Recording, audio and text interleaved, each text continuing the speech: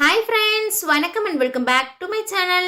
இன்னைக்கு நம்ம சேனலில் டீ கடைகளில் கிடைக்கிற மாதிரி உளுந்து வடை நல்லா சாஃப்டாக வெளியில் கிறிஸ்பியாக எப்படி செய்யறதுன்னு தான் பார்க்க போகிறோம். இது செய்யறதுக்காக 1 ஹவருக்கு முன்னாடியே வெள்ளை உளுந்த நல்லா தண்ணியில் வாஷ் பண்ணிவிட்டு ஊற வைக்கிறதுக்காக ஃப்ரிட்ஜில் எடுத்து வச்சுட்டேன்.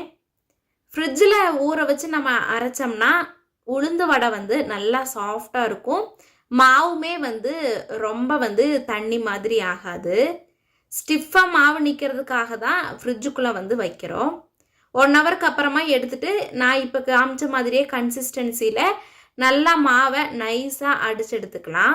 நம்ம கையிலேருந்து மேலே தூக்கி கீழே போட்டோம்னா பால் மாதிரி விலகணும். அதுதான் கரெக்டான கன்சிஸ்டன்சி. இதில் தேவையான அளவு உப்பு சேர்த்திக்கலாம்.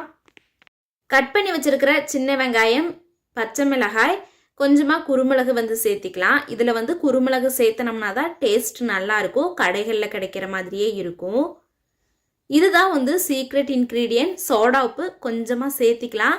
உளுந்து ஆல்ரெடி உப்பி தான் வரும். ஆனாலுமே கடைகளில் கொஞ்சம் சோடா உப்பு சேர்த்துவாங்க. அதனால தான் நல்லா ஸ்பாஞ்ச் மாதிரி இருக்குது.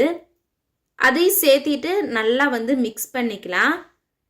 இதை நல்லா மிக்ஸ் பண்ணோம்னா தான் உளுந்து வடை நல்லா சாஃப்டாக கிடைக்கும். அதனால் மாவு நல்லா ப்ளஃபி ஆகிற அளவு மிக்ஸ் பண்ணிவிட்டு சூடாக இருக்கிற எண்ணெயில் கரெக்டாக நம்ம உளுந்து வடையோட ஷேப்பில் தட்டி சேர்த்திக்கலாம். 1-2 டைம் செய்யும்போது ஷேப்லெஸ்ஸாக தான் வரும். ஆனாலும் பரவாயில்லை. நம்ம திரும்ப திரும்ப அதை ட்ரை பண்ணும்போது கரெக்டான ஷேப்பில் வந்துடும். அன்றைக்கி நான் செய்யும்போது கொஞ்சம் தண்ணி அதிகமாகிடுச்சு. தண்ணி கொஞ்சம் அதிகமாக இருந்தது அப்படின்னா, மாவு ரொம்ப லூஸாக இருந்ததுன்னா கொஞ்சமாக அரிசி மாவு சேர்த்துனீங்கன்னா கன்சிஸ்டன்சி கரெக்டாயிரும், சாஃப்டாகவும் இருக்கும். மேலே நல்லா கிறிஸ்பியாக இருக்கும். நல்லா வெந்து ரெடியான உடனேயே தட்டில் நம்ம எடுத்து வச்சிடலாம்.